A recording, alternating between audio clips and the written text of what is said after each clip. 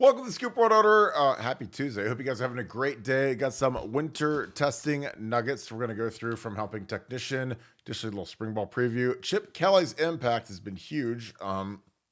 Again, he's starting to get around to more and more next couple of weeks. We start spring practice next Tuesday. Oh boy, 1 week away from real football. Excited to see who's taking a big step, who's going to want a spot. We're going to get into all of that.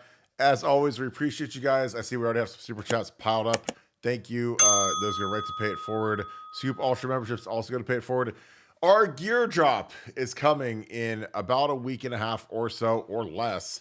We're getting the final touches put on our gear. You guys have been wearing me out about it, so we're going to get it done. We're going to use some really nice gear, really high quality stuff, Nike stuff, hoodies, hats, tank tops, shirts, everything you guys can ever want. It's going to be awesome. Super excited to work on that as always. So you guys are going to be excited about that. If you guys enjoy this content, please leave us a like, click subscribe. Also click that little alert bell. Shout out where you guys are watching from. I love to see where you guys are watching from. We get little analytics from YouTube. It's all over the world. Again, it's crazy how wild it is. I'm waiting for you guys to watch the show from Antarctica because then we hit every single continent, but we're pretty much there right now. So we appreciate you guys so much. Shout out who you guys are watching with. This is a family-friendly show. I love seeing the families that watch this together. So thank you guys for everything that you guys do. And shout out to our noble and honorable and excellent moderating duo, the Wrench brothers, Hakeem and Devin, a.k.a. Treasure of the Torah, and Ohio 7715. Those guys are killing the game right now. Again, we keep it nice and clean for you guys. Those Michigan folks, they don't last long in this chat. They're allowed to watch, but if they get lippy, they get hit in the head with a wrench, and you never hear from them again. That being said, Nevada winter testing has commenced, and again, these guys start practice in a week.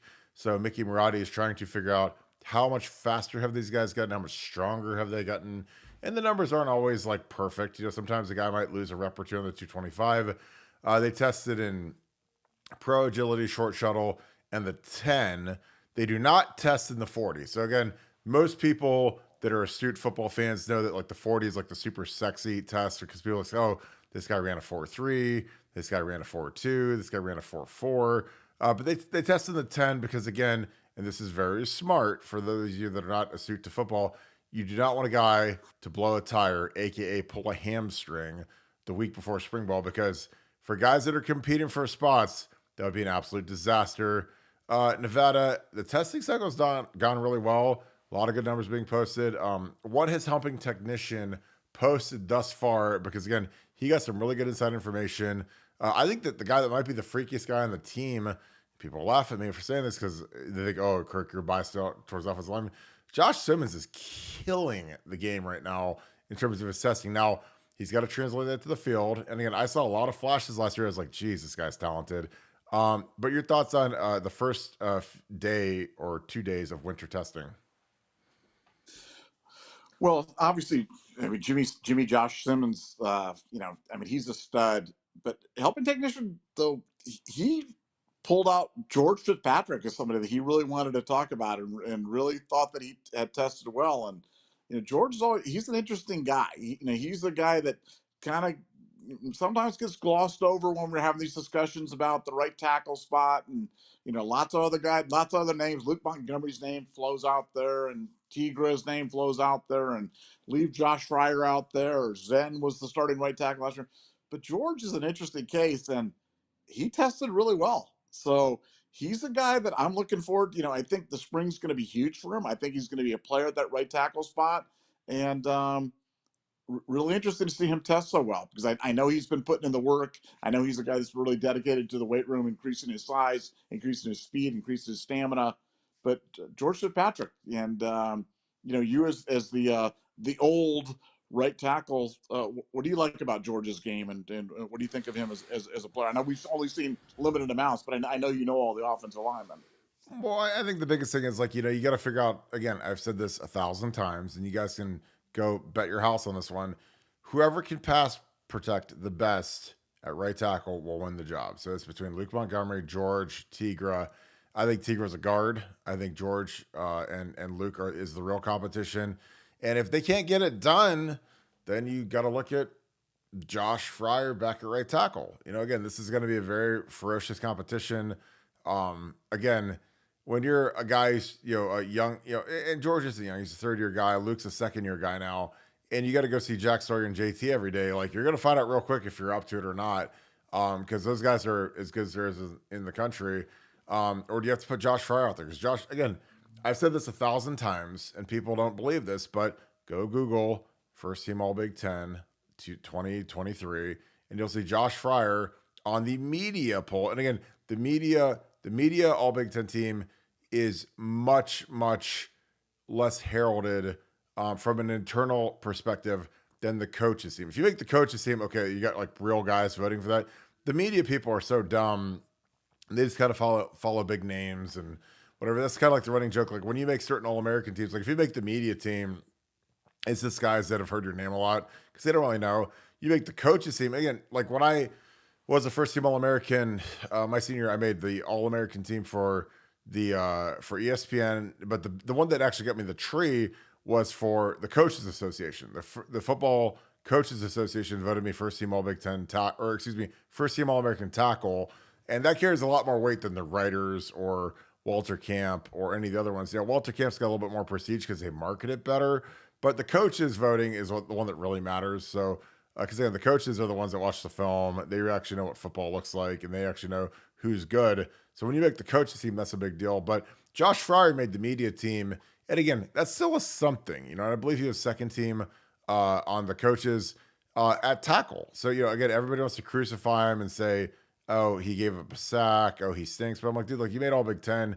He obviously is doing something right. So, again, I think that it's a lot easier to learn and pass protect inside at guard than it is on the edge. So it'll be, again, Luke Montgomery and George Fitzpatrick, and Tigra, their job is to keep Josh at guard and prove that they can pass block well enough. Because, again, that's the name of the game in this offense.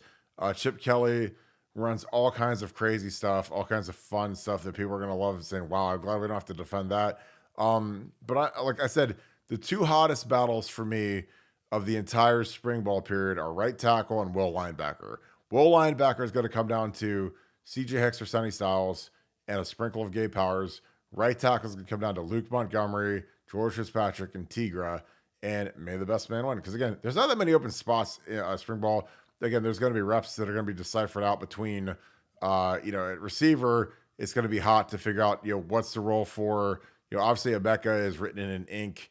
And then who's, I would imagine Carnell Tate is written in ink.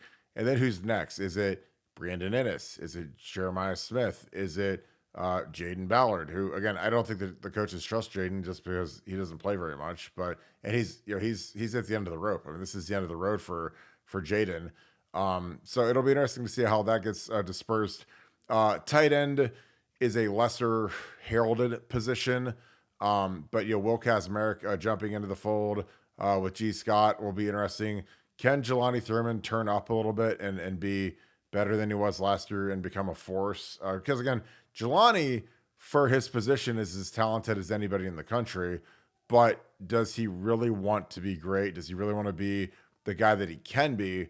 Or is he just going to settle for being what he is right now? And again, that's what, if I'm Ryan Day, if I'm Chip Kelly, if I'm, I wish Kevin Wilson was still coaching him just because I know how hard he coaches his guys in his room. But, Keenan Bailey's got to turn up. Like, it's not time to be a homie anymore. It's not time to be a buddy. It's time to actually be a coach. And you got to go get after a kid like Galani and make him great. Because, again, Galani reminds me a lot of Carlos Hyde. Carlos Hyde's the guy that if, he played for Jim Tressel his whole career and Doc Tressel, I don't think that he gets turned up the way that he did with Stan Drayton and Urban and Mickey Marotti. Because, again, I don't know if they were going to put the foot all the way up his hind end the way that Stan Drayton did because Urban forced him to and Mickey did. Like, I mean, Carlos Hyde turned into second round pick, maybe the best running back in the country his last year at Ohio State in 2013. And I don't know if he ever reaches that pinnacle under the old regime because there's some guys, they're not self-starters. They're not motivated. They're moody. And Urban and his staff, Urban and Mickey are really the guys that really were the catalyst for all that. They wouldn't accept that. And again, it was painful, miserable, terrible. But at the end of the day, the kid looks up and he's like, wow, I was all Big Ten and I was a second round pick and had a nice NFL career and it's all because of Urban Meyer. Urban Meyer did not let me fail. And that was kind of his MO. Nevada, I kind of detailed some of the position battles I'm into. What are the ones you're most excited about, and who are some guys that you're really looking forward to see? Because spring practice, ladies and gentlemen, kicks off in 1 week. So 1 week from today, there's going to be real football. Now they're not going to be in pads. I mean, they're going to be in jerseys and whatever. But like, it's still a something because guys can run around, catch the ball, run plays. Chip Kelly's offense will start to be installed. But your thoughts on who are you excited to see run around in spring football? Well, let me finish up on some of the testing stuff, and that'll lead right into who I'm excited about. The very very homesick Caleb Downs, the guy that's going to be transferring to Michigan because he's so homesick and he unfollowed Ohio State football. He blew out the testing, and talked to HT, helping technician, and he's just like, wow, that kid is another kid that just dominated the testing. So, am I excited to see him? Heck yeah. I mean, as good as he was at Bama, I didn't watch that many Bama games last year. I watched them play against Texas. Maybe I caught a smattering of a few games or some highlights, but I didn't get a chance to see a lot of Caleb Downs out in the field. I can't wait to see it. And the fact that he's coming in, killing the testing, getting ready for spring football starting the week, he's a guy I'm really excited about. Another guy we've talked about ad nauseum, but you just have to say J.J. Smith.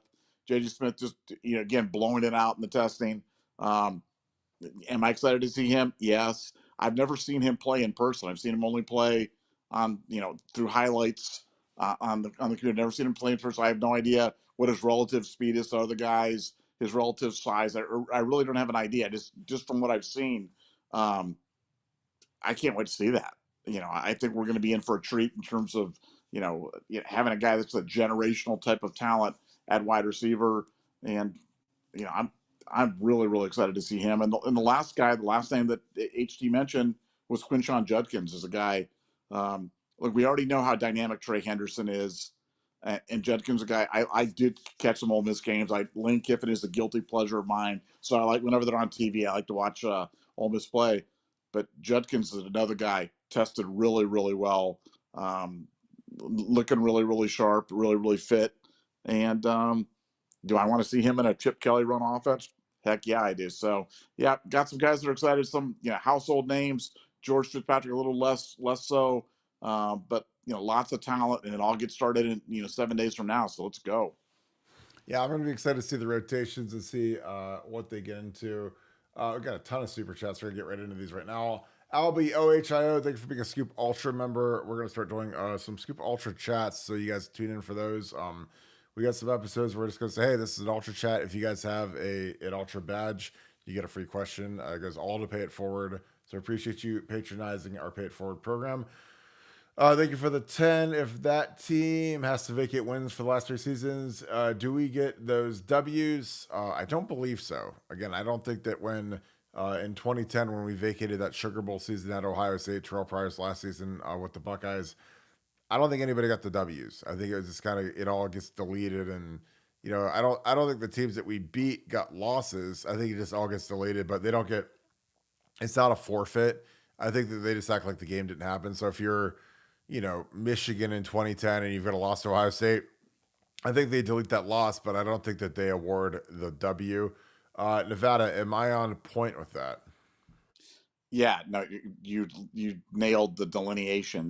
The delineation is between forfeiting a game and vacating a game. The remedy that the NCAA most readily uses is the vacation of titles, vacation of wins. So in this case, like you said, it would be like the game never happened. So the opponent would definitely not get a W or a loss. It'd be like the game just never happened.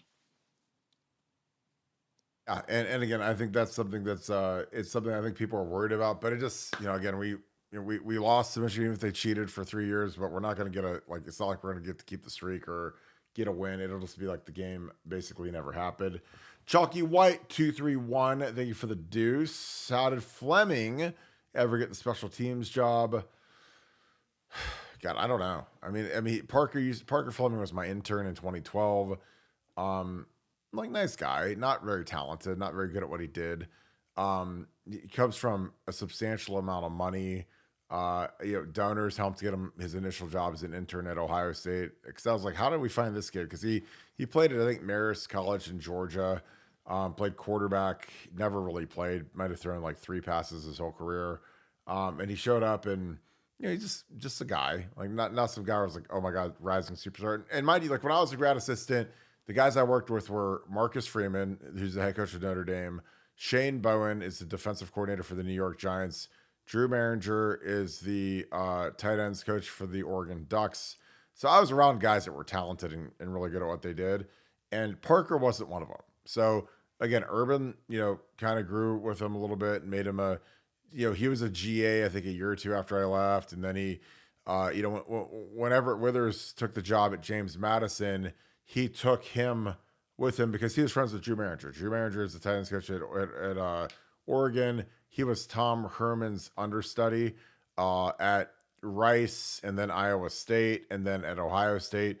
But when Everett went to James Madison, he took Drew with him, and Drew became the offensive coordinator. He brought Parker with him. And then when Tom went to Houston, he got Drew. And then Chris Ash got the job at Rutgers and hired Drew to be like a 25-year-old offensive coordinator in the Big Ten. And Drew, who's a friend of mine, ran the worst offense in the history of college football, maybe. I mean, they were 130th in the nation, and they could barely get a first down. They played Ohio State, Michigan, and Penn State 3 straight weeks. They lost like 70-0, literally 3 weeks in a row. You can go look it up in, I want to say 2015. I mean, it was really bad. And then, obviously he moved on. And when Tom got the job at Texas, he hired Drew and took him with him as a receivers coach. And then they had a nasty falling out where Tom ended up firing him. But Parker, he's a guy that followed Everett around. He went to Texas State with Everett. Everett went from James Madison, which is like they were a 1AA powerhouse. They've moved up to 1A and followed him to Texas State. And he, Everett was at Texas State with Parker and a bunch of guys that I worked with, and they were terrible. I mean, like awful. Like they played Houston and lost like 80-0 or 77-0 or something. So Parker left basically a year before he would have gotten fired at Texas State, because Everett Withers got fired at Texas State.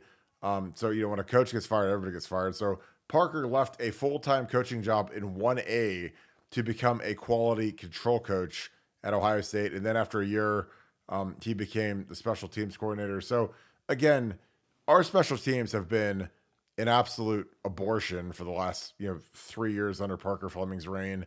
I have no idea why Randy gave him an extension. It was atrocious, but again, he righted the wrong. And again, we give out some of the dumbest extensions in history because we extend guys that have no market in a fair market for coaching. And we did that again this year, which again is stupid. It's kind of like giving Chris Holtman a 2-year extension when everybody wants him fired, which is what we did with Gene Smith. And I think that he's getting better about his hires. He's not hiring just kids and interns and QCs, and and frankly, like when we fire some of these guys and they move on from the program, the thing I always like to do is like, okay, here's the deal: an asteroid hits Ohio State. Where do these guys land? Like, where does Kevin Wilson's the head coach somewhere, but when an asteroid hits Ohio State, where does Keenan Bailey land? Where does Corey Dennis land? Where does Parker Fleming land? Like, Parker doesn't have a job yet. Corey's he's an analyst at Ole Miss. And again, I like Corey a lot. And obviously he's tight with the Meyer family. He's married to Nikki Meyer. I totally get that. But like, our teams kicking the door down to get these guys to be coordinators and position coaches? I don't know. I mean, Parker's still out of a job, and the carousel is starting to slow down a little bit for the coaching search. So that's just my opinion. Nevada, your thoughts on Parker Fleming getting a special teams job? Obviously, it was atrocious, but they righted the wrong. So your thoughts on that? Well, I think it's probably time, because I thought that was a very detailed and exhaustive review of Parker Fleming's tenure here. And but let's review kind of what we traded and where we are. So we traded Perry Eliano for Matt Guerrieri. We traded Corey Dennis for Chip Kelly, and we traded Parker Fleming for James Laurinaitis. It's like, I think we did well. I think we upgraded this year.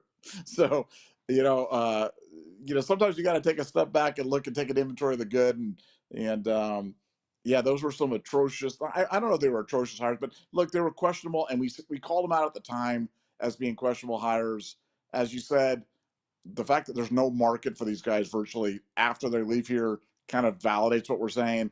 But I'm looking forward in terms of the 2024 and beyond, and the guys that we upgraded them with are just all aces. So couldn't be happier with the staff, and kudos to Ryan Day for getting it right.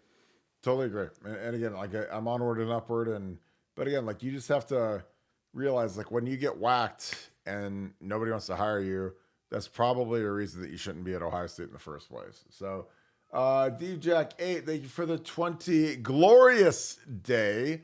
Just landed a sweet ace. I'm not gonna say the word gig acquiring land for a huge developer in the southeast. Just dropped episode 7 on a new The Ohio State podcast. Won't share the name without y'all's blessing. Well, we plug everyone's business. So if you've got a podcast that you want to plug on here, go ahead and do that in the chat. Again, if you want to super chat it, I'll read it out loud. But I appreciate you, my man. Keep up the great work. Nevada OH. IO.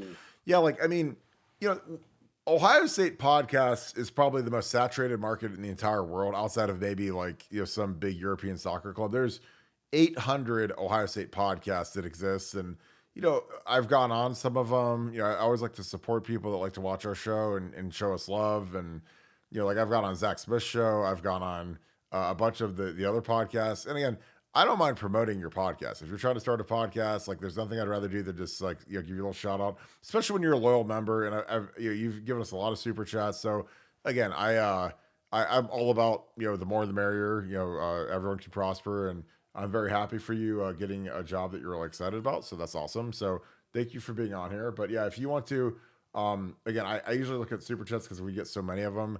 But if you want to toss a super chat in here with the title, I'll try to get it. If not, give it to Akeem or one of the other guys. Oh my God, Donnie, thanks for the deuce. 2024 win-loss predictions. North Florida, Nevada, OH. IO. I think we're running the table. So I'm going to say we're undefeated because, again, you can call me a homer, but I think our team is the best team in the country. I think that they're edgy. They're angry. I think that we have an enormous upgrade in the talent of our coaching staff. Enormous. And again, I think we've got an enormous upgrade, the overall talent and health of our roster, adding Will Howard, Caleb Downs, Quinshon Judkins, Will Kazmarek. It's just, you go down the line, we're deeper, we're stronger. Obviously, you're going to have some attrition to the draft with Marvin Harrison and Michael Hall, but everybody loses players. And I just like where we're at, and I like what we've added. And we still have a second portal to hit after spring. So, if we want to go to the Neiman Marcus catalog and go find us a right tackle and another D tackle and a Will linebacker or a Mike linebacker or whatever, like, let's go do it again. Because I'm all about competition, and I know people get spooked by when you're saying, "Oh, well, we can't bring in another guy." Well, screw it. Let's go get an all-star team and go win the championship, because I think that's what's going to take it in a potential 16-game expanded playoff season. Nevada win-loss predictions. I'm going to go 14-1 national champion. I think we'll find some way to slip up, but I completely agree with you that we have an overwhelming talent advantage versus just about everybody we're playing this year. Sans Oregon. Oregon's a really good team, but I love our staff is much deeper, much more experienced, and having the Chip Kelly, Ryan Day, combination on the offensive side with the Jim Knowles, the pairing on the defensive side, it's going to be very difficult for some of the other staffs to kind of stand up to it. And Ohio State's going to be formidable. But I'll say 14-1, so I'm not like the super homer, but only 14-1 national champion. Okay, so Nevada is doubting Ohio State, which is fine. Totally get I'm it. doubting. I'm a doubter. You're a hater. Totally get that. I'm a hater. Yes, Randy Irvin, thanks for being a Scoop Ultra member. Appreciate all of you Scoop Ultra members. We're going to start doing chats where we will turn on the Scoop Ultra Lite. We're going to have a little thing that's built in. And when we do it, everybody gets a free question that's a Scoop Ultra member. I think it'll be really cool. It'll build the camaraderie. And again, I just love having all these great questions from you guys. So Randy Irvin, thank you for the 5. Fullback throwback. Kirk, evaluate, then pick Brandon Joe, Brandon Schnicker, Zach Boren, Nevada, Jim Otis, Pete Johnson, Champ Henson. Love the show. Nevada, OH. I-O. All right, Nevada, you go first. Jim Otis, Pete Johnson, or Champ Henson? Pete Johnson, Jim Otis, Champ Henson. A big, and I was a big Champ Henson guy. I believe he led the nation in scoring before Pete replaced him. But those are three great fullbacks right there. But Pete, I mean, come on. And Jim Otis, yeah, amazing. But all three great players. But that's the order I'd go with. For me, I mean, this is pretty easy. I mean, it's Brandon Joe, then Zach Bourne, then Brandon Schnicker. I mean, it's not even close. I mean, Brandon Joe is one of the physically most freaky guys I've ever been around in terms of his strength. I mean, he's a guy that, God, he tore his pec. He was benching, I think, north of 560 on the bench, and he looked like a Marvel superhero. He looked like the Hulk. Really physical. His head was like a size, like I think 9 or 8 3/4. Physical dude. Didn't get the notoriety. Did much more physical and Zach Bourne is a tough guy. But he wasn't anywhere near the specimen that B. Joe was. Brandon Schnicker is just a guy, nice guy. But he's not in the same universe as Brandon Joe or even Zach Bourne. So I'm gonna go Brandon Joe, Zach Bourne, Brandon Schnicker. And I think that's pretty easy. But I do love me some Pete Johnson. Pete Johnson is one of the guys I've really gotten to know as I've gotten older, and it's been amazing. Imagine Wagons, JVB, thank you for the 5. Just got in, so sorry if this is already asked. I heard that we self-reported 4 NCAA recruiting violations. Is there any truth to this? Nevada, it is absolutely true. Do you want to go into detail for our wonderful self-reporting, or do you want me to read it out to everybody? Yeah, why don't you read it so I don't want to misstate it or I'm gonna bury the lead there from the beginning. It's no big deal. It's no big deal. This stuff happens all the time. It happens to Ohio State all the time. This is just periodically throughout the year. They'll self-report.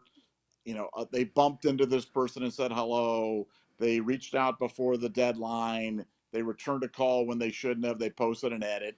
I mean, that's the kind of stuff that we're dealing with here. So it's really, really, really minor. But I'll let you read the offenses.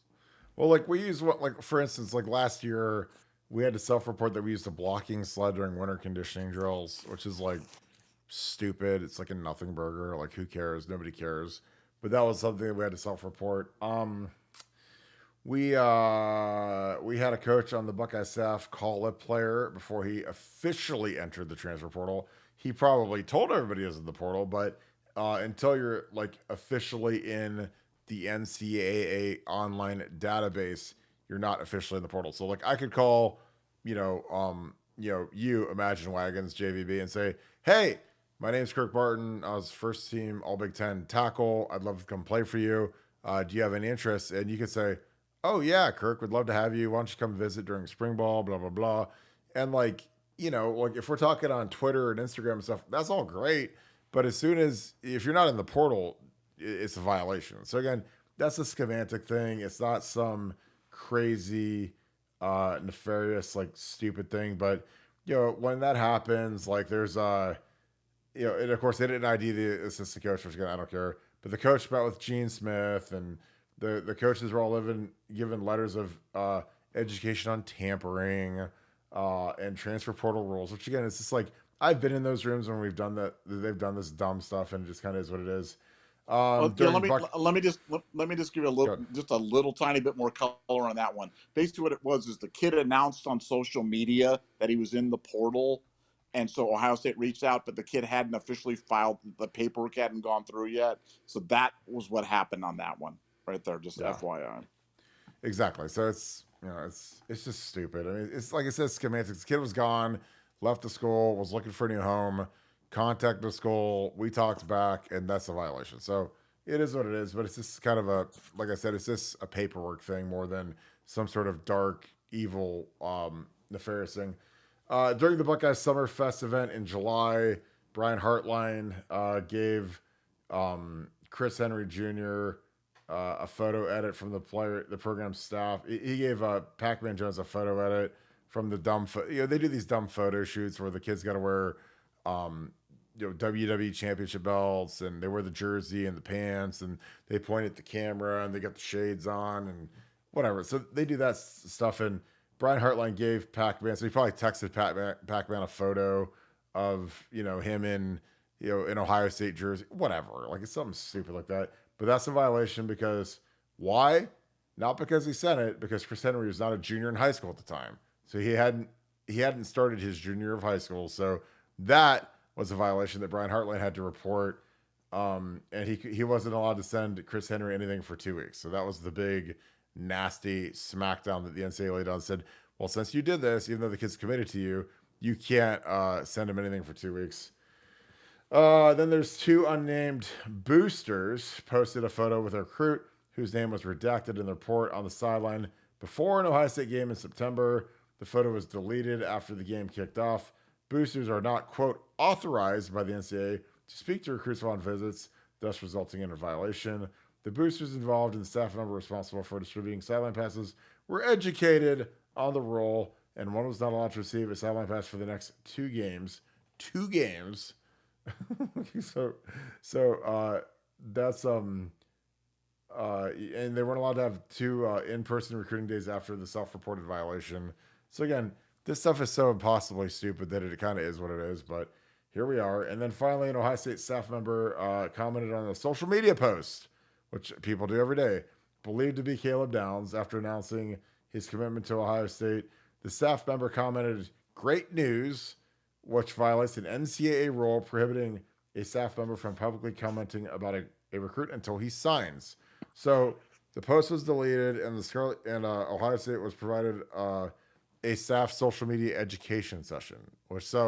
Again, like Caleb Downs commits to Ohio State, everybody's floored, everybody's excited. Somebody writes, "Great news," and that's a violation because we're stupid, and the NCAA is a bunch of absolute morons. Nevada, will we ever recover from these 4 transgressions?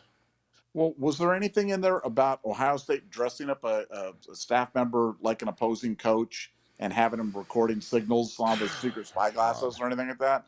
Or was that No. not in that? That wasn't in that one. Okay. That did not make the cut this time for once. Okay. Good. But how dumb is this stuff? It's like we can do everything in the world, but we can't. These guys can't do anything. Sorry, I'm trying to get my next film thing done. Is it amazing what the NCAA penalizes these guys for? Because again, we self-report stuff, and I always feel like the SEC is just laughing at how stupid we are sometimes when we report this stuff. But what are your thoughts on that? Because I feel like the SEC has always gotten away with murder, and then we turn people over because they'll say, "Oh, you let this recruit draw with, a Crayola crayon instead of a pencil, and so that's a violation, and you have to go have some sort of a subsidized, NCAA educational session, and you lose a recruiting day because you let them use a crayon instead of a marker or something." It's always the dumbest schematics of this whole thing. But what are your thoughts on that? I have a different view. My view is you have to have rules, and you may not like the rules. You may think the rules are dumb. You may think the rules don't make any sense, but you have to have some rules. There has to be lines about stuff, and clearly there are rules. And when you break the rules, it's kind of like golf. You self-report. You keep your own score. And in this case, Ohio State's turning in their scorecard saying, "Hey, we know the rules. We're self-reporting. Here's the penalties that we put on there." Again, they're keeping their own score in terms of doing it. So I don't have a problem with it because I always think about what's the alternative. The alternative is let's have no rules. Let's have no NCAA. Let's have no police. Let's have no thin blue line. And for me, I think that the alternative between having chaos and having maybe rules that I don't agree with. If you don't agree with the rules, then change them. There's an NCAA thing. Go change the rules. Go change the things so everybody can write with marker or crayon or whatever it is. But as long as you have rules, I don't have a problem with it. So probably one of our rare areas of disagreement. But I think Ohio State knows it. Ohio State does it the right way. They self-impose penalties, and then they move on and they kind of do it. They don't fight. They don't complain. They don't try to cover it up. And look, when Tressel did, he got whacked. So it's probably stupid, but that's why we're Ohio State and these other programs are not. I think we really do stand for something, and that's a positive thing as far as I'm concerned. Well, and for me, you have to understand, when you self-report stuff, That's the way to do everything. Like if you screw something up, man, just say, hey, look, there's this rule. We got it a little, we colored outside the lines a little bit, but we're gonna report it, and you guys can smack us and have us do NCAA compliance drills or sit through some sort of an educational session or get a little pamphlet that says this is how you use social media. Because again, the opposite is Michigan football, where they've got egregious deals that they did, and they say, nah, we're not gonna do anything. Connor Sounds is gonna talk. Our linebacker coach is gonna quit, and we're not gonna cooperate. I think honestly, the strategy of the Ohio State of being, of begging for mercy before, it's better to beg for forgiveness than to ask for permission. And I think that's how we operate a lot with our compliance department, where it's like, we'll do this. And again, I think a lot of it, I don't think a lot of it is like, oh, we're trying to get around, skirt the rules. Like, I don't think that sending Pac-Man Jones a photo from a photo shoot is something where like Brian Hartland's like, oh my God, this is going to clinch it for us. If I send him this stupid edit of Chris Henry wearing Versace, sunglasses in this edit, and I text it to Pac-Man, this will be the silver bullet that gets this commitment. I just think that when it's something that's stupid, you don't think twice about it. But then when it goes down, you're just like, oh, my bad. Like this isn't going to be some sort of a major deal. So we got a D-Jack 8. Thank you for the 5. You guys rock. It's called The Best Damn Pod in the Land. Episodes drop Tuesday, Friday. For now, awesome, bro. Let me know if you need any help. You can send me an email. You get my email. So good luck with that. I hope it's fantastic for you guys. Larry Daniels, thank you for the 5. With the new 12-team championship, any chance conferences will drop the conference title game? Yes. I think that's something that's very much on the table. Nevada, do you think conference title games are going to go the way of the dodo? I don't, just because there's so much money in it, and I just, I think they should. Yeah. Do I think they make sense in the context of trying to win a national championship? No. But man, those are big money makers, and that's why. Let's face it, that's why they were put there in the first place. The whole conference championship thing was this artificial invention to generate more money for the teams. And the reality is, they generate a lot of money. And do they want to get away with that? I don't think. Anytime you're talking about money and broadcasting and things like that, I just don't see those games going on. And I could be wrong.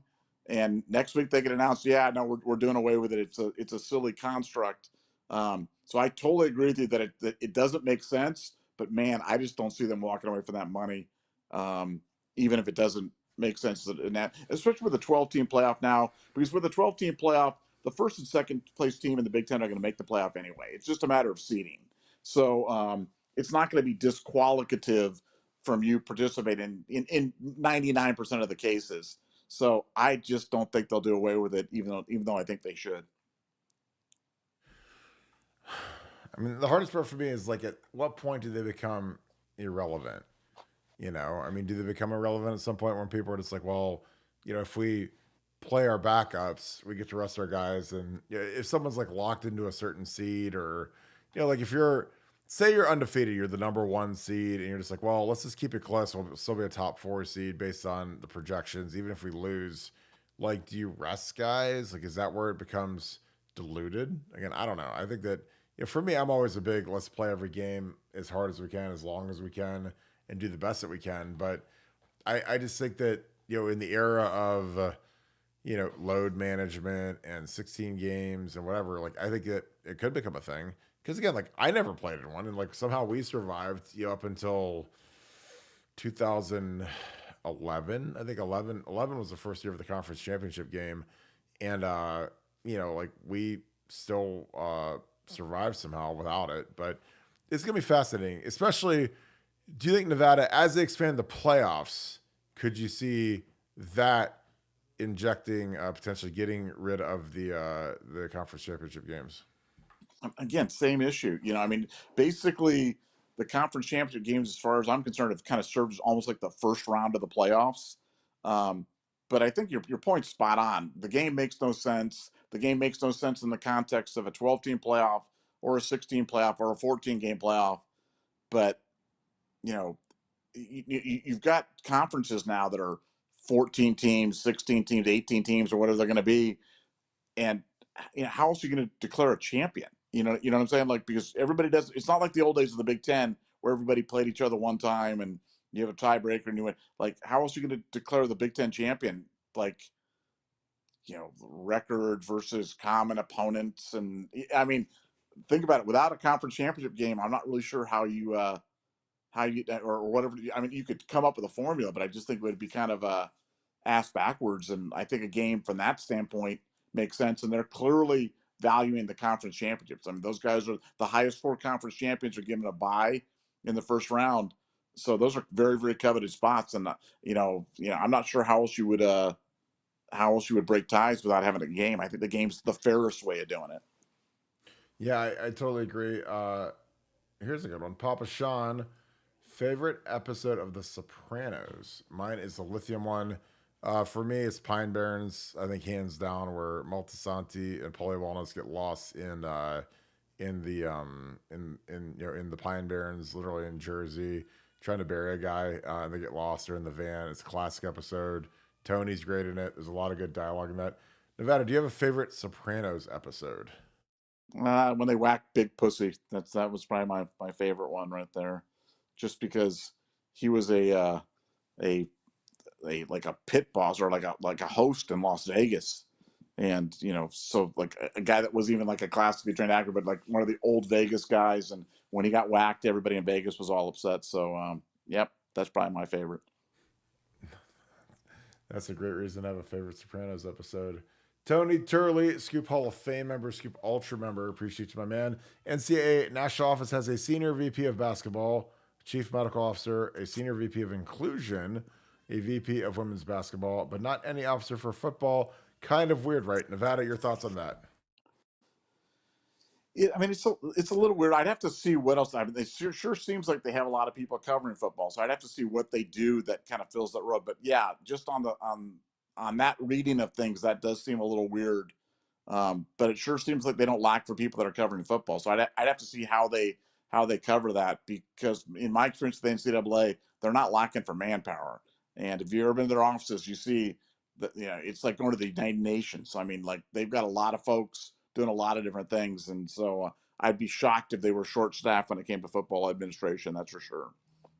Yeah, I totally agree. I think that they've got a lot of ground to cover with football, because football's, again, it's the dumbest thing about the NCAA is that they have anything to do with football. The NCAA should cover every sport except for football and maybe men's basketball, because it's just such a different animal from every other sport, every non-revenue.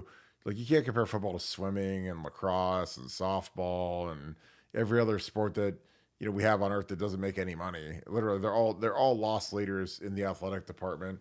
And again, that's why Ohio State is as great as it is that we have 40 different sports or 36 sports, whatever. Like, it kills our budget overall for athletics, because most of the big programs have 16 to 18 sports, like Texas and a lot of the SEC schools. They don't carry all these loss leaders, but I'm sure football has a big office because they have to. But I think that if you spun that off and had a commissioner, again, I've spoken to him how you have to have a commissioner of college football, period, end, and the SEC answers to him, the Big Ten answers to him, all the conferences answer to the commissioner. Again, it's the only major sport in the country that doesn't have a commissioner, and again, it's a sport that needs a commissioner and is a unifying voice, as opposed to conference heads of the SEC and the Big Ten and the idiots that are in the NCAA. Like, it's just so inefficient, and it's so poorly done that it's just amazing that they haven't thought to do this yet, because it's just too big now. Like, there's too much money. Coaches make $1 zillion. Players are making money now. Like, you got to get a commissioner that unifies everything and can keep everything straight. But again, Tony, nothing surprises me. Like, with the stupidity of the NCAA, it's almost spellbinding at this point. TK, thank you for the 5. Will Ohio State ever build a new stadium in our lifetimes? I don't think so. It's a historical site. I'd love for them to throw a dome on there, but that's me. Call me softy, but I think if you throw a dome on there, then you can host playoff games, championships. You're up for so much more when you can do that. That's my opinion. Nevada, your thoughts on a new stadium replacing the Horseshoe in our lifetime? Well, the dome idea, man, I didn't know that I was hosting the show with Gene Smith right now. This is awesome. Gene, welcome to the show. This is great to have you here. Is it true that you were replaced by Rudy for that one play? Did you run on the field and then you ran off the field when that happened? But Look, here's the thing. I'm a capitalist. I like to make money. The best stadiums in the country are all domes. The Jerry Dome, the Vegas Stadium, SoFi Stadium, they're all domes. Because again, you could host major events there. You can host concerts there. Ohio's got terrible weather in the winter. So basically you're closed up for business. And again, when you're trying to generate money, because again, our athletic department and our football program is a giant incinerator that just burns money because you got to pay for food, a new building, you got to pay for 35 sports. Like, it's impossibly stupid. Hold on. Can I interrupt you just for 1 second? Because you just mentioned something that you and I have talked about online a lot of times, and we talked about a little bit on the show. But how much money does Ohio State athletics waste? And I'm just talking about specifically something. It's impossible. Like, I mean, I've been a part of the waste. It's impossible. Like, that's why, you give money to Ohio State, and when you see what it goes towards, sometimes you're just like, you'd never give a dime again. It's impossible. Go ahead. No, I was just going to ask you to tell some of your stories, because when you tell me those stories, I get mad about it. You're like, oh yeah, they got to order 500 chicken parms because they don't know if they're going to have it, and they just throw it all out. And I'm just like, what? They throw away all the chicken parm? But yeah, I know you've touched on this before, but yeah, Ohio State wastes so much. But yeah, they generate a lot of money, but they waste so much money. I mean, if you think that the United States government wastes money, Ohio State athletics is just like the United States government, and they blow through money, man, because it's not theirs. They're just out there just like, hey, we got the best of the best of the best, and so stuff just kind of. But to the question, being responsive to the question, and not meaning to get off topic, yeah, you nailed it. It's on the National Register of Historic Places, so you can't touch the frame. Now, could they put a dome over it? Kind of like the O2 Arena kind of thing or something. I mean, it's technically feasible to do something like that. Like I said, you're talking to the guy that could get Ohio State to wear black jerseys for years, because they said that the traditionalists would never stand for that. So the idea for me that the stadium would be domed just seems like fanciful thinking, but it's a good thought. But I think the way they're just going to continue to renovate it and try to upgrade it and do things like that, add amenities. But they're in kind of a pickle because it is on the National Register.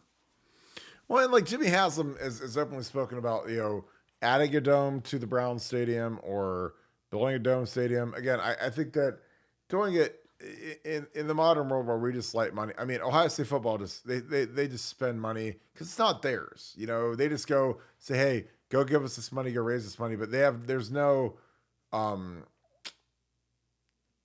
repercussions if they just waste money, like complete idiots. And again, I was a part of it. I lived it, and I was like, holy cow, because like with trust, man, you couldn't do all these little things that cost a bunch of money. But when the regime changed, man, it was like, it's not our money. We don't care. Again, it's real easy to spend money when you have no repercussions for spending it. And, I would hear stories and it would be like grotesque about how much money we waste. And I'm like, why do we do that? That's so stupid. That's impossibly dumb. Well, because of this and that and the other. And I'm like, well, that's dumb. It makes no tangible difference. But, it'd be like if you said, well, I gotta, water my lawn, but when the sprinklers aren't on my lawn, I just run the hose and it just pours into the street and floods the street for some reason, and it goes into the drains. Like, well, why do you do that? Well, it's not my water. I don't care. So I want to make sure that the hose is always working, or something just impossibly stupid. It's kind of like what we did at Ohio State, but I don't know. I just think a dome, anything to maximize revenue is what I'm all for, because you have to get more money in the door. All right, Jeremy Moreland, thank you for the 10. Thank you for being a Scoop Ultra member. Any news on Galani Thurman? Seen him last month, and he's a beast-looking player. Yeah, I mean, Galani has every tool in the universe. He's tall, he's long, he's athletic, he's tough, he's big, he can catch the ball. Again, we've watched this film ad nauseum, but it's up to Galani to be great, and it's up to Keenan Bailey to get that out of him. And again, I don't know if Keenan Bailey has that gear to really develop Galani Thurman into what he needs to be. Because again, you can't be this guy's buddy, can't be his homie, can't be tapping up. Like, you have to go actually coach him and make him into a great player. And again, Galani has been given a lot, big NIL deal. Is he hungry? Because again, from that school, not a great record going right now. And again, not trying to go down on the or get after these guys a little bit, but it's like, these guys got to turn up a little bit, because again, there's a lot of he's got the biggest opportunity in the world, because if I'm Galani Thurman and I look around that tight end room, there's a bunch of guys that are not NFL players in that room, and he's the only NFL guy. So why is he not the starter? Why did he only play a couple of plays in the Cotton Bowl versus playing the whole game? When Cade, when Cade was whatever, why?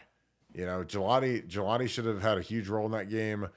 Going forward, it was a worthless game, so get Jelani out there. But after the first couple drives or whatever, he was done, standing there watching. He might have got a couple other like token snaps later in the game, but I would have had him play 70 plays that game just to get him ready to go for this year. But they didn't think enough of him. They're playing G Scott, and then G Scott's a very nice kid, whatever, but he's just a guy. Like, he's not an NFL guy at all. He can't block at all. And I think you need to have a guy like Jelani, who's like, could be a great guy at the point of attack in the run blocking game. And he's got a huge radius to throw the ball down in the red zone. But does he really want to turn up and be great? Or does he just want to get by on athletic ability like he's done a lot in his career? Nevada, your thoughts on Galani Thurman? He's the biggest enigma on the entire team for me, because he's the guy that could take this offense from great to impossible to defend. But it's really up to him.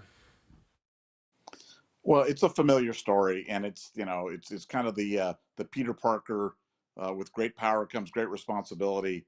And with Johnny, I mean, Johnny is as gifted as anybody.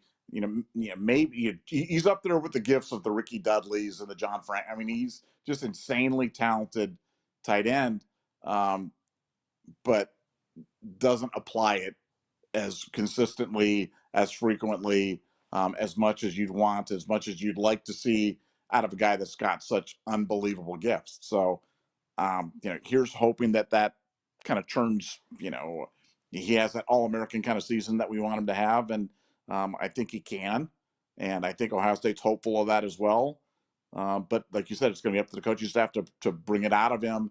But he's a guy that's got so much upside. They haven't scratched 2% of the potential of Galani Thurman yet. And it's immense. So he's a guy, all eyes on Jelani this spring for sure. Yeah, he's got, again, like when Cade's there, I get it, being a little aloof and a little whatever, but like when he's gone and you look around that room, like Cade's an NFL tight end. He'll get drafted mid rounds, but these other guys aren't. These other guys are just guys, and there's no reason you shouldn't ascend to the top of the throne, especially with Chip Kelly in the fold. Donald Cared Rossback, thank you for being a Scoop Ultra member. Kirk, what was your favorite play to run when you played Nevada OH?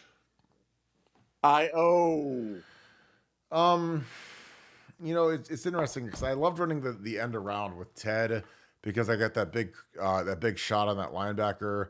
But I loved anything where I was at the point of attack, front side double team where I could just kill a guy. Those are always fun. I always like being at the point of attack. And sometimes, like when you're running like a gap scheme play, like power, which is the play that Jim Tressel used to call, I think, 50 times a game.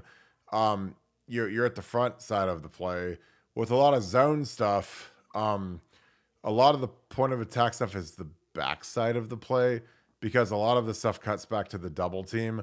So you're kind of at the point when you're at the double team, because again, the double team on every football play is generally the point of attack, and on a zone play, usually that's the backside of the play. Guys will roll stuff back, and I played with Antonio Pittman, who was excellent at that, and Beanie was really good at it, where they could find the seam, and a lot of times they'd cut stuff back to the backside where I'd be, and they just roll it up in there and get a big chunk of yardage because we'd crush the double team. So it really just depended on the play caller, the running back. But I always like being at the point of attack. Like I wanted him to run behind me. Again, I know that's like the most cliche thing in the world, but it's fun when, again, in the old corny, they call your number, but like I wanted him to run it behind me. And they, and in 05, they ran, God bless, like 70% of the time to the right behind me and TJ. And then in 06, they switched it the other way with Alex and Steve Ring, because Steve couldn't pull as well as TJ could. So it was a little bit different. And teams had scouted us, and they knew that we were real heavy run to the right side just because of how good I was at the point. So, it was like a lot easier that next year, because I just was flat out not, I was not in the I was not at the point. But again, I hate being on the backside where you kind of have an irrelevant block because you don't really feel like you're doing anything on the play. You get an easy plus plus on the play because they'd always grade you on your technique and if you got your guy or not. It would be got man, miss man, and good technique, bad technique. That's all we graded on. And so like if you're on the backside, it's usually like an easy plus plus, which is a cakewalk. But I always thought when we did the grades on Sundays, like when we come in and look at the grades, I always thought the guys at the point of attack should get weighted a lot higher than the guys on the backside because like any idiot can make a backside block, but when you're the guy at the point of attack, like you have to actually go make that block because if you don't make it, then nothing happens on the play. You know, it's kind of like on like if a wide receiver isn't really a part of the progression for a quarterback to throw the ball to, if he's like the fifth option, the odds of us getting to the fifth option are about zero. So if he runs a route and it's a great route, that's great, but nobody really cares because he doesn't really have to get open. He doesn't have to make the play, as opposed to like an offensive line. Like if I'm on the backside of something and there's no chance that it's going to roll back to me, then it's kind of like I don't really know. It just I used to tell Jim Bolton that I'd be like, the guys that are at the point should get more of a weight on the grades because they're the guys that have to make it happen. It's not the guys that are on the backside doing nothing, but it's my opinion.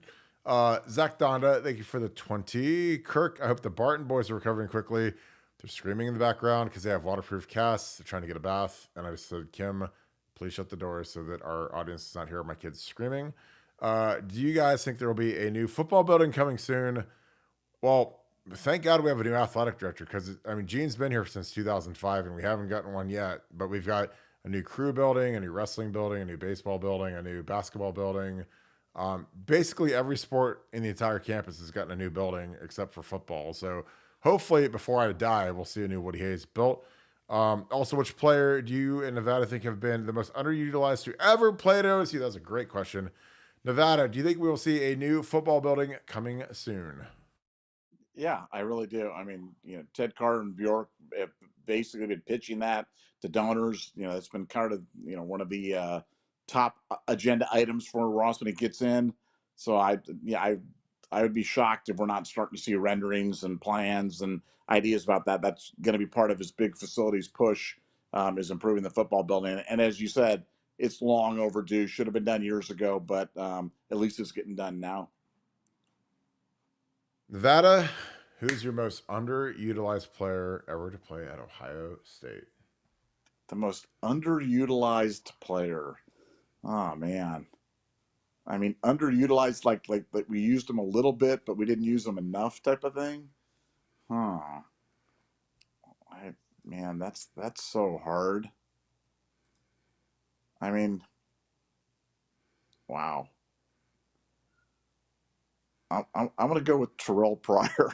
I'm going to go with Terrell Pryor because one, he had to play under Jim Tressel's offense, and we just underutilized his talents. Think about what he would have done with Urban Meyer calling plays or the Chip Kelly, Ryan Day type of combination offense. And we also lost a year of him because that NCAA stupidity. So I'm going to go with Terrell Pryor as a guy that we only got to see the just a little fraction of how good he could be. I'm going with Pryor, but I reserve the right to change my mind if I think of a better one. You can't go with like Archie Griffin or Orlando Pace or somebody. I was going with Burt Carton, but like he played 4 years. You know what I'm saying? It is what it is. Yeah. Me. Well, what's your answer, Mr. Carton?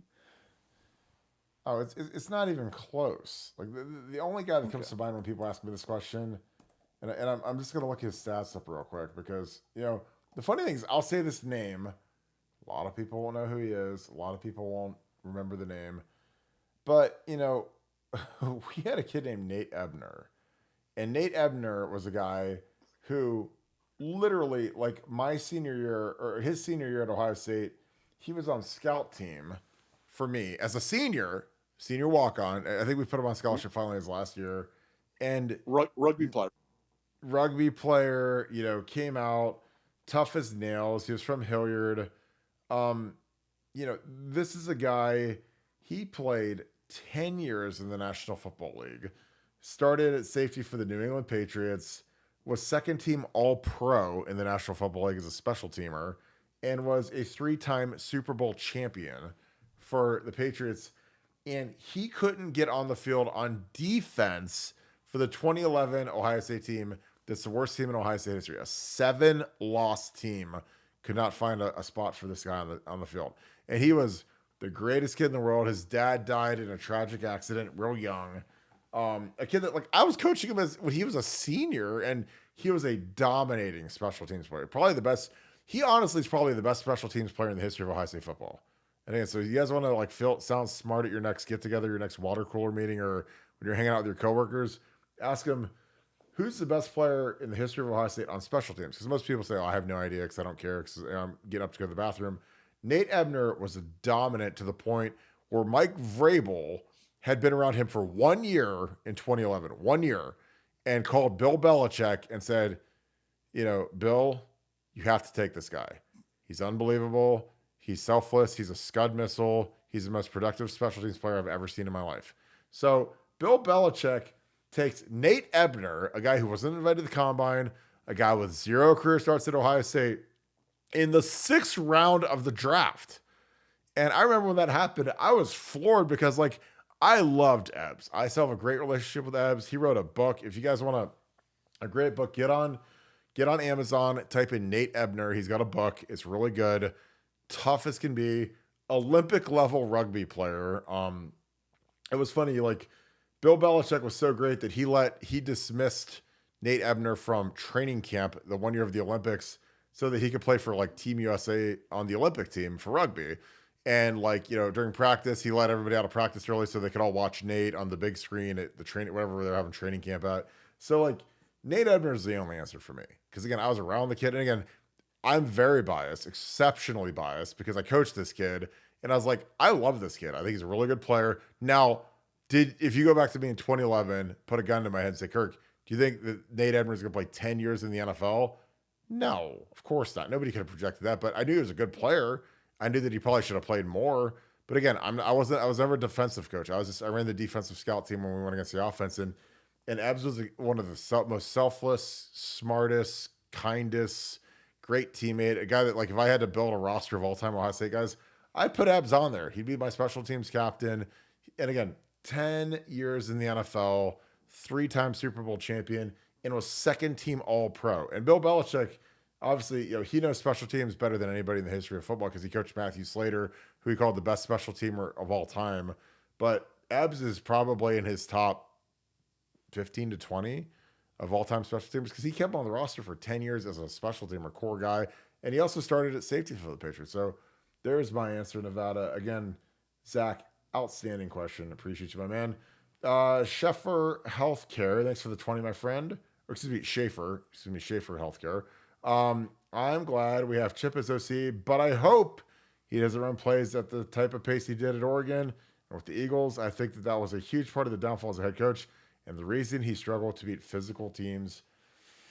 I think that, the hard part about back then is tempo was so new.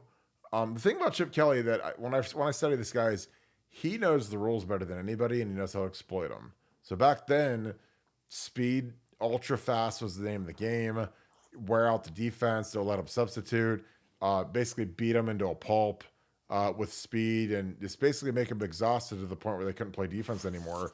And that's changed a lot. And a lot of it's because Nick Saban was crying the blues. You can go back and look it up when Nick Saban was crying about how hard it is and how dangerous it is for the health and safety of the players to have a really fast offense where you can't sub guys out that are tired. And Nick's a genius because he made a really compelling argument about why a really fast tempo is dangerous for the student athlete, which is dumb. But really it's because he couldn't defend it. So he said, well, we got to do this. So now the game isn't as fast as it used to be because the umpire, who's the official who's right in the middle of the frame, usually standing next to the linebackers or behind the quarterback, he stands over the ball for a long time to make sure teams can substitute and match personnel, because that's a big part of why you don't see as much tempo as you used to back in the day when you'd see teams basically fast breaking up and down the field. The officials basically put a kibosh on that, and and I think Chip's adjusted.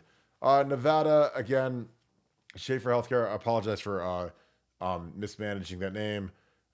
He asks, "I'm glad we have Chip as the OC, but I hope he doesn't run plays at the type of pace he did when he's at Oregon and with the Eagles. I think it was a huge part of his downfall as a head coach, and I agree with that. And I think that's why Mike Vrabel did not take the defensive coordinator job with the 49ers the one year that Chip was there, because he got offered that job by Chip. But if you're Vrabes, man, it's a lot easier to post big time statistics as a defensive coordinator when you're defending, I don't know, 60 plays instead of 90 plays. Because again, when you go fast on offense, it's beautiful when it works. But when you go 3 and out and only 45 seconds come off the clock, that defense has come out there and they're so gassed and tired and they can look like trash. So I think that's a big reason why Vrabes didn't take that job, and he stayed in Houston. But your thoughts as to why you don't think we'll go as fast, and do you think that's why Chip struggled and that was his downfall as a head coach? I mean, I think it was part of it, but we're going to go fast this year. We're going to go faster than we have. And in fact, we've talked about Chip, not being around, kind of, arranging his move and some of the other logistical things he had to do while Ryan was on the cruise. But the word from inside Ohio State is the first kind of adjustment, tweaks, changes, whatever you want to do, that Chip's making is to kind of simplify the play calls so they can go faster. So that's some of the first feedback that we're getting. So I don't know how it's going to manifest itself during the spring. I don't know how it's going to manifest itself during the fall. But in terms of terminology, they're shortening it. And they're trying to do things that enable them to go faster. So it appears from afar that Chip Kelly wants to use tempo, at least have the option of using tempo. Will he use it as frequently as back then? Yeah, clearly not. But I have a sneaking suspicion that he's going to want to use tempo during the spring, during the fall, and during this great 2024 season. Totally agree. Brian Laguerre, I think you just got wrenched by the boys. Buckeyes caught cheating. You guys are about to get smacked. It's going to be absolutely amazing. But I think that the Wrench brothers got Brian, so it is all good. Well, Nevada, good show tonight. Again, another fun show as we are a week away from spring ball. Nevada, we got another super chat. Pooh Beard, my boy, coming in strong as always. Pooh Beard 12, thanks for being an ultra member. As always, thank you for being awesome on the board as well. Thanks for the 5. How does practice for tight ends work? Are they with Bailey the whole time? If Galani needs to work on pass pro / run blocking, is he doing drills with the O-line? God, this is a great question. In general, when you do practice, you start off every practice with a walkthrough. Before the actual timer on the clock starts, you do about a 15-20-minute walkthrough. Then you do a little bit of special teams work. Then you do a full stretch with the team. They call it a dynamic workout. And then after that, you go into individual period, which is where Galani works with G. Scott, Will Kazmera, Keenan Bailey is running all the drills that they work. They work on routes. They do pat and go, which is like a real simple, coach throws the ball, guys work on catching it. You work some run stuff, and then you usually go group. Group is where the tight ends would come together with the O-line and work on some new run install plays with Justin Fry, maybe Chip Kelly, maybe Ryan Day, depending on who's around there. And then you go generally team. You'll do some team stuff. You'll do like inside run, which is an all running period where it's real physical. Ryan Day's done a lot of team inside run, which is where you have like the whole 11 on 11s, because then you can do more RPO stuff and the defense can get used to defending that, which is like something that frankly didn't exist when I played and even really when I coached. And then you generally split up and do group again, where you'll have 7-on-7 or a special teams period, and you'll have the O-line and the D-line go off on their own and kind of walk through some stuff. And then you do a little bit more individual, and then you go into team. So Galani, I don't think Galani probably works much on pass pro during practice, maybe a little bit. But we generally have our tight ends out in routes. They're not generally staying in pass protecting. Usually we do a 6-man protection, some 7-man, but we don't do a ton of 7-man where you have the tight end and the back staying. Usually it's just the back staying in. But yeah, so there's my answer for that. Nevada, great show. Any final thoughts as we wrap this up? Appreciate you, Pooh Beard, as always. mentioned this last show, but big show coming up. We're closing in on 30,000 subscribers, which for us is an amazing milestone. So you can help out by hitting that like button on your way out the door. It really helps this thing get recommended to other people. It helps other people kind of find the show when, like as Kirk mentioned, there's so many different podcasts. When people type that Ohio State football in there, your likes, your interactions really help us. But coming up on 30,000 subscribers, amazing journey, and just thanks to everybody that's part of the show that makes it happen. You guys rock. So thank you guys very much. As always, again, we appreciate you guys. Thank you for another great show tonight. I guys hope you guys enjoyed it. If you guys enjoy this content, please leave us a like, click subscribe, also click that little alert bell. Those are all huge in the growth of the channel. Massive growth in the channel. So we appreciate you guys so very much for all you guys do. Again, if you guys are watching this with your family, let us know in the comments. Again, I read all the comments. I love seeing who is watching with who, how the show is kind of developing into a family-friendly show that you guys all watch as a family. It's amazing.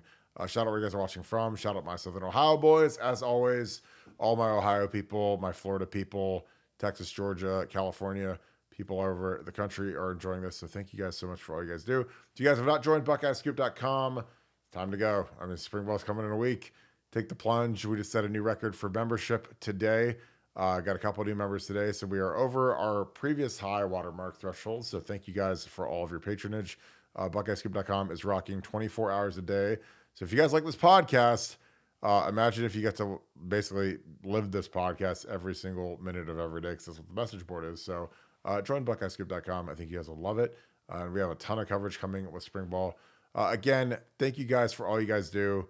Keep spreading the good word about BuckeyeScoop.com and our amazing podcast. Again, it's a blast to kick it with you guys.